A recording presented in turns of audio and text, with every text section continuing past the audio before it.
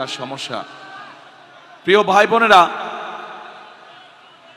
আজকে এতটুকু আপনাদের সামনে আমি বলতে চাই যে আমি যেহেতু আপনাদের প্রার্থী, আপনারা বহু মানুষ এখানে আছেন। এই যে এক বোন বলে গেল ছোটবেলা থেকে উনি এখানে আছেন, আমিও এই এলাকায় ছোট থেকে বড় হয়েছি।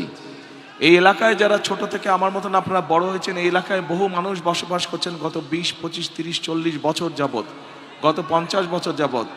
আমিও এলাকায় গত 50 বছর যাবৎ বড় হয়েছি, যদিও মধ্যেখানে অনেক দিন বাইরে থাকতে হয়েছে আমাকে।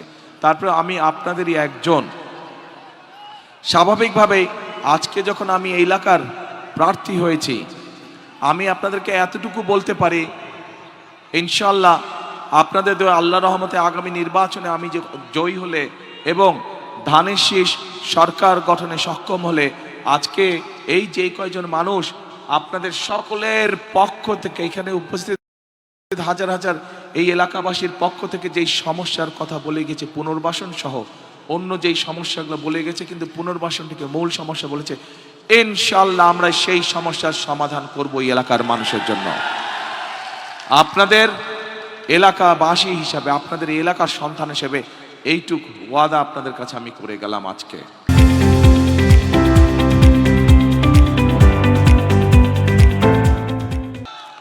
এবার আসেন ভাই, এখানে এই মাত্র এক বোন বলে গেল যে তার সাথে কি হয়েছে বিগত দিনে।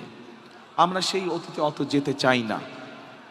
আমরা দেখেছি গত 15-16 বছর কি হয়েছে দেশে। গত 2024-এর 5ই আগস্ট দেশে একটি পরিবর্তন হয়েছে। আমি মনে করি বাংলাদেশের মানুষ, শুধু আজ এই জনসভায় যে হাজার হাজার মানুষ আপনারা উপস্থিত আছেন, শুধু এই মানুষগুলোই নয়, সমগ্র বাংলাদেশের মানুষ একটি পরিবর্তন চায়, ভালো পরিবর্তন চায়। ঠিক বলেছে? জি, পরিবর্তন চায়। কি পরিবর্তন চায়? পরিবর্তন চায় যে মানুষের সমস্যার যাতে সমাধান হোক, মানুষের চলাফেরা, মানুষের নিরাপত্তা, দেশে যাতে সুশাসন প্রতিষ্ঠিত হোক, দেশের শিক্ষার্থীরা যারা শিক্ষার সুযোগ পায়, দেশের বেকার যারা তরুণ আছে, যুবক আছে, যারা তরুণ সমাজের, যুব সমাজের সদস্য যারা, ছেলে হোক মেয়ে হোক, বহু লক্ষ লক্ষ এরকম আছে যারা কর্মহীন অবস্থায় আছে। এই যে যেই কয়েকজন মানুষ এখানে আপনাদের হয়ে আপনাদের পক্ষ থেকে কথা বলে গিয়েছে, এই মানুষগুলোর মাঝে থেকেও কথা বেরিয়ে এসছে যে কর্মসংস্থান দরকার, সেটি ছেলে হোক মেয়ে হোক সবার। আমরা সিদ্ধান্ত গ্রহণ করেছি, আমরা পরিকল্পনা গ্রহণ করেছি। আমাদের দেশের বহু মানুষ বিদেশে প্রতি বছর কর্মসংস্থানের জন্য যায়, কিন্তু এই মানুষগুলো দক্ষ শ্রমিক হিসেবে চায় না।